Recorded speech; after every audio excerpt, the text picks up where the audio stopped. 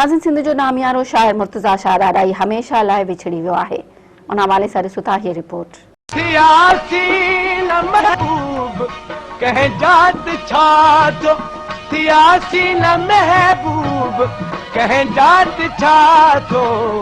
मोहब्बत में कहता फिदा थी ॾिठोसि, मोहब्बत में कहता फिदा थी ॾिठोसि, मरण खां अॻे अञा पीरी नाहे पहुती, अञा जोभन जवानी आ, जवानी जे जज़्बन खे अञा भी आज़मायूं था। मुर्तज़ा सां मता खिलजो, अॼु मुर्तज़ा मौज में आ। कॾहिं महफ़िल सजी मातम, कॾहिं महफ़िल खिलायूं था, वरी शौक़ीन थिया आहियूं, वरी नव नींहं लाहियूं था। ज़िंदगी जे अड़ांगे पंध मथे लफ़्ज़ आथ जा ही उहे एहसास आहिनि जिन कॾहिं सैयद मुर्तज़ा शाह ॾाढाई बणिजी मासूम अदाउनि जहिड़ा ख़्याली रंग रखिया, त कॾहिं हुन इहो जी हक़ीक़त खे ॼाणण जी कोशिश कई त ज़हर खे बि ज़मज़म करे पी ॾिठोसीं। ज़हर खे बि ज़मज़म करे पी ॾिठोसीं, ज़हर खे बि ज़मज़म करे पी ॾिठोसीं, मरण खां अॻे ई मरी जी ॾिठोसीं, मरण खां अॻे ई मरी जी ॾिठोसीं। टंडे बागे भरिसां 26 नवंबर 1939 ते सैयद इमामुल्लाह शाह जे घर में जनम वठंदड़ सैयद मुर्तज़ा शाह ॾाढाई जो शुमार सिंध जे उन्हनि नाले वारनि शाइरनि में थिए थो जिन इल्म उरूज समेत रदीफ़ ऐं काफ़ियुनि ते कमाल हासिल कयो।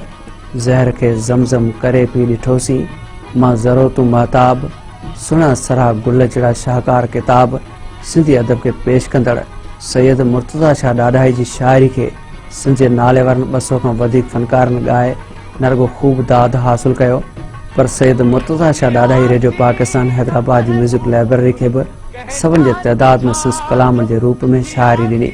कुर्ब वारी कई कचारी सा मिठा विसरे नथी, कुर्बवारी कई कचारी सा मिठा विसरे नथी, दिल रुबा तो का सवा, दिल रुबा तो का सवा, दिल रुबा तो का सवा, दिल रुबा तो का सवा, दिल रुबा तो का सवा, इतका घड़ी गुजरे नथी, कुर्बवारी कई कचारी सा मिठा विसरे नथी, कुर्बवारी कई कचारी सा मिठा विसरे नथी। तो आउं खुशनसीब आहियां जो पीर हुसामुद्दीन राशिदी जहिड़े माण्हू मुंहिंजे कलाम खे पसंदि कयो। नसीम खरड़ साहब, मखदूम साहब, साईं जेम्स साहिब मुंहिंजे कलाम खे तमामु घणो पसंदि कंदो हो।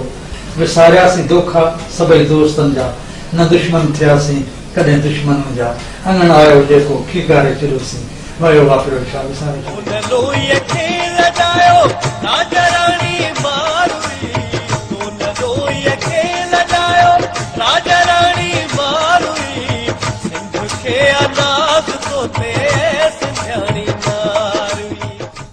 सैयद मुर्तज़ा शाह ॾाढाई पंहिंजी शाइरी में अहिड़ा त रंग रखिया जो अॼु बि संदसि शाइरी खे वॾो मक़ाम हासिल आहे।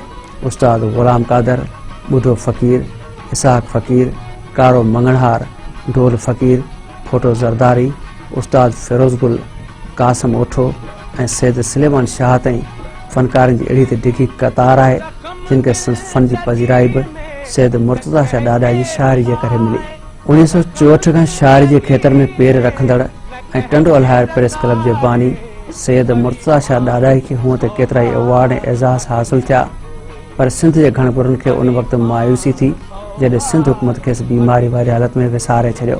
परदेसिन जा प्यार दम दम दिलड़ी यादि करे थी।